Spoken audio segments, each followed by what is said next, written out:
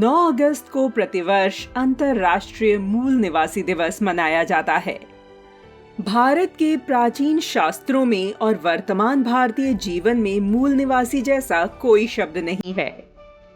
आज हम आपको बताएंगे कि मूल निवासी दिवस की अवधारणा का न तो भारत से कोई संबंध है और न ही भारतीय संस्कृति में उसका कोई अंश। पश्चिम में ईसाई और इस्लाम जैसे संगठित औपनिवेशिक धर्मों के पैदा होने के साथ ही मानव इतिहास में हिंसा और बर्बरता का काला दौर शुरू हो गया।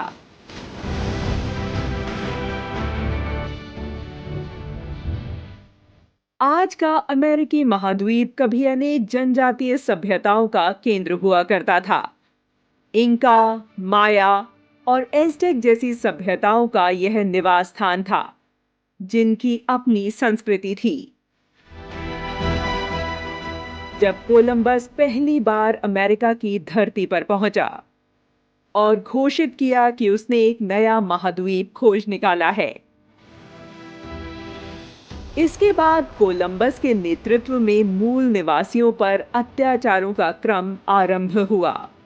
वहां रहने वाली अरावाक सभ्यता मात्र 50 वर्ष में पूरी तरह नष्ट कर दी गई।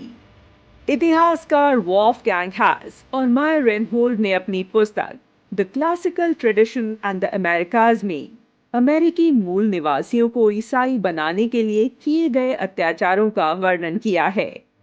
ईसाई बनने से मना करने वाले मूल निवासी पुरुषों और स्त्रियों को मार दिया जाता था और उनके बच्चों को बंदी बनाकर चर्च में डाल दिया जाता था ताकि वह बिना किसी विरोध के ईसाई बन सकें।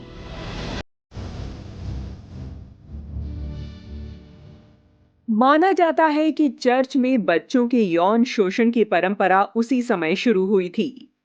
इनमें से कई स्कूल 20वीं शताब्दी के अंत तक चलते रहे थे।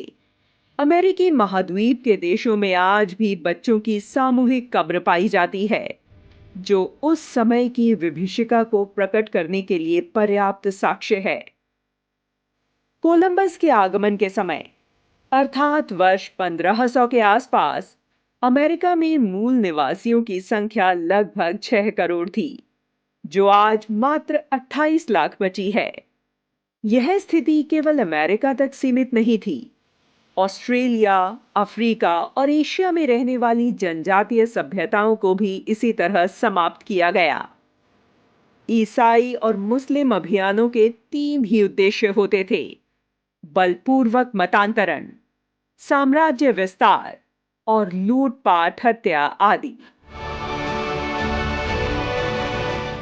अमेरिका के पहले राष्ट्रपति जॉर्ज वॉशिंगटन के समय में ही मूल निवासियों को सभ्य बनाने के नाम पर उनकी संस्कृति और भाषा को नष्ट करने का क्रूर अभियान चलाया गया। जब इतने भर से भी संतोष नहीं हुआ, तो पूरे अमेरिका में जंगली भैंसों को बड़े स्तर पर मारा गया, क्योंकि यह मूल निवासियों की मूल संस्कृति का हिस्सा थे।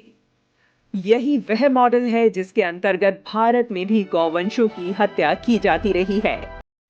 ईसाई अत्याचार के उस युग में कई मूल निवासी शहर छोड़ जंगल की ओर पलायन करने को मजबूर हुए और जंगल और पहाड़ों के बीच छिपकर अपनी और अपने परिवार की जान बचाई।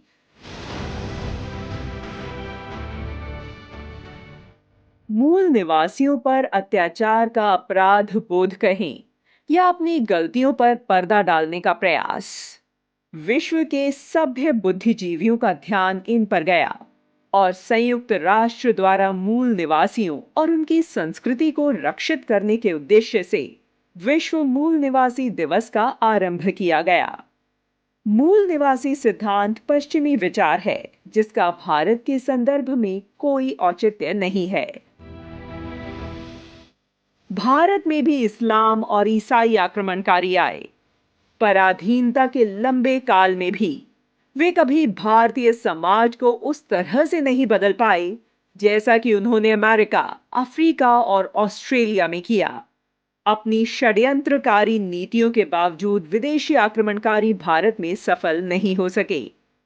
एक कालखंड के पश्चात उन्हें भारत को छोड़कर जाना ही पड़ा।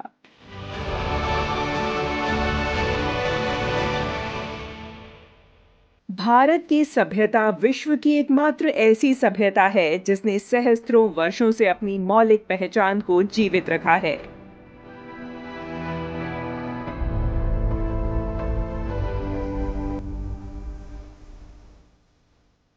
अंग्रेजों ने भारतीयों को विभाजित करने के उद्देश्य से जिस मूल निवासी सिद्धांत को आरोपित करने का कुत्सित प्रयास किया, वह भारत भूमि पर अंकुरित नहीं हो सका।